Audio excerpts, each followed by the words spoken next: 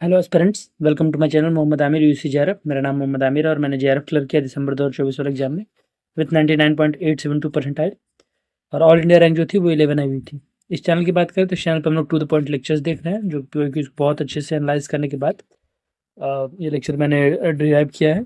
ठीक है, तो स्टार्ट करते हैं। ये लेक्चर 5 है of people development and environment का। उससे पहले 4 लेक्चर्स हम कंप्लीट कर चुके हैं, आप चाहे तो वो देख सकते हैं। और नेक्स्ट लेक्चर पे आइए। अ, सबसे पहले इस लेक्चर की बात करें, इसमें हम डिस्कस करेंगे नॉइज़ पोल्यूशन क्या है एंड कुछ जो हज़ार्ड्स हैं वो हुए हैं और जो कुछ डिज़ास्टर्स हुए हैं 1-2 वो भी देखेंगे क्योंकि कुछ क्वेश्चंस उससे भी आए हुए थे। इस लेक्चर की बात करें, ये लेक्चर छोटा-सा है। इसमें साउंड की बात करें, सबसे पहले नॉइज़ पोल्यूशन में देखते हैं हम लोग साउंड। तो साउंड क्या है? Sound is a vibration. अगर जिस किसी ने फिजिक्स बहुत अच्छे से नहीं पढ़ी हो या फिर उन लोगों को फिजिक्स अच्छे से नहीं पढ़ा, जनरली लोग इतने अच्छे से पढ़ते नहीं है, स्पेशली सोशल साइंस के बैकग्राउंड के लोग। और उतना अच्छे से पढ़ाया भी नहीं जाता है क्योंकि उतनी 10th तक जो साउंड पढ़ाई जाती है वो बहुत बेसिक होते हैं और उतनी की ज़रूरत है, उससे भी कम की ज़रूरत है। ठीक है, तो एक सिंपल लैंग्वेज में हम लोग एक साउंड को समझेंगे। साउंड इज़ अ वाइब्रेशन जो कि ट्रेवल करता है एयर से, वाटर और सॉलिड मटेरियल से, जो कि हमारे ईयर्स तक पहुँचता है एक एन ऑडिबल वेव के में।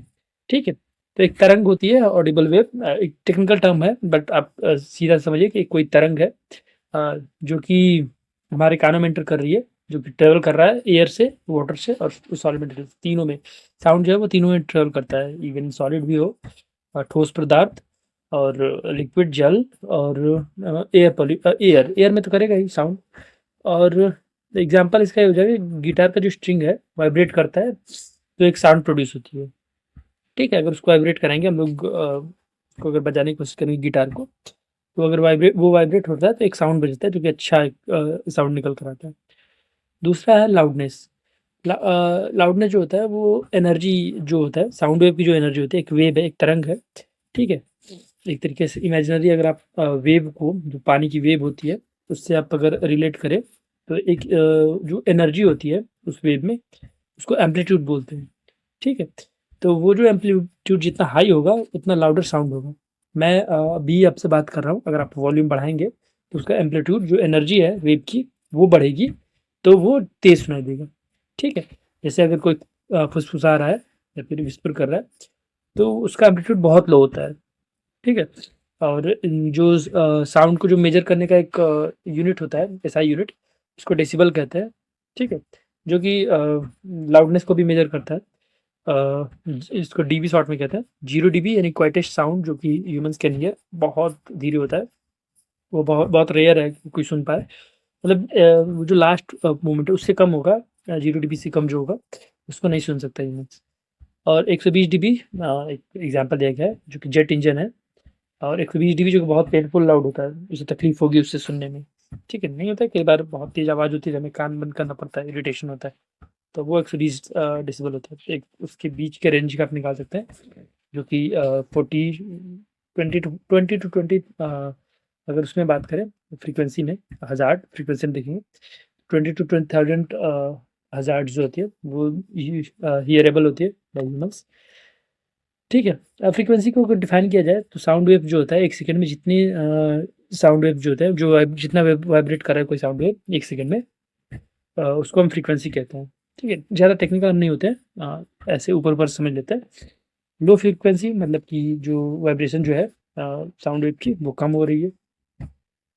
ठीक है, the low drum beat in song जो 50,000 होता है। High frequency, more vibration per second produce sharp sound, जैसे कि बर्ड का जो चिप होता है वो अराउंड मोर देन 8,000 या फिर अराउंड 8,000 हर्ट्ज होता है। ठीक है, वो सुनना बहुत पेनफुल होता है ह्यूमन ईयर के लिए। नॉइज़ पोल्यूशन रेगुलेशन की बात करें तो नॉइज़ पोल्यूशन रेगुलेशन जो होते हैं, तो इंडिया में ऐसा है कि रेजिडेंशियल एरियाज में 55 डेसिबल तक हो सकता है डे टाइम में, और 45 डेसिबल तक एट नाइट टाइम में। और साइलेंस जोन जैसे कि हॉस्पिटल्स हो गया, नियर स्कूल हो गया, उसमें 50 decibel in day and 40 decibel at night. एक क्वेश्चन इससे प्रीवियस क्वेश्चन में आया हुआ था, इसलिए मैंने ये पार्ट डाल दिया हुआ है। और इंडस्ट्रियल एरियाज में 50 डेसिबल हो सकता है in the day and 70 decibel at night. और न्यूक्लियर एनर्जी एंड पोल्यूशन की बात करें अब एक ये भी एक इम्पोर्टेंट टॉपिक है। न्यूक्लियर एनर्जी क्या होता है? न्यूक्लियर को हम लोग रिलेट करते हैं न्यूक्लियस से। एटम का जो न्यूक्लियस होता है, एटम सबको पता है कि एक स्मॉलेस्ट पार्टिकल होता है। हालाँकि उसके भी पार्टिकल्स होते हैं, बट जो किसी भी पदार्थ जो होता है, उसका जो स्मॉलेस्ट पार्टिकल होता है, कोई भी पदार्थ, सब कुछ एटम से ही बना हुआ है, ठीक है? तो उसको बोलते हैं। उसके अंदर भी इलेक्ट्रॉन, प्रोटॉन, न्यूट्रॉन होता है, और उसका जो न्यूक्लियस होता है, उसके अंदर जो एनर्जी स्टोर होती है, उससे बनती है न्यूक्लियर एनर्जी, ठीक है? 2 तरीके से होता है, फिज़न एंड फ्यूज़न। इसको भी ज़्यादा टेक्निकल हम नहीं करते हैं। फिज़न मतलब कि जो एटम का जो न्यूक्लियस है, उसको स्प्लिट करेंगे, तब फिशन होता है। एंड फ्यूज़न, फ्यूज़ यानी कि कंबाइन किए कई एटम्स को कंबाइन करेंगे, एटम्स के न्यूक्लियस को कंबाइन करेंगे, फ्यूज़ करेंगे एक-दूसरे के साथ, तब उसको फ्यूज़न बोलते हैं, ठीक है? हाँ, जो एनर्जी जो होता है, सन को जो एनर्जी मिलती है, वो न्यूक्लियर फ्यूज़न से मिलती है। बहुत सारे न्यूक्लियस की जो एनर्जी होती है, वो कंबाइन होती है।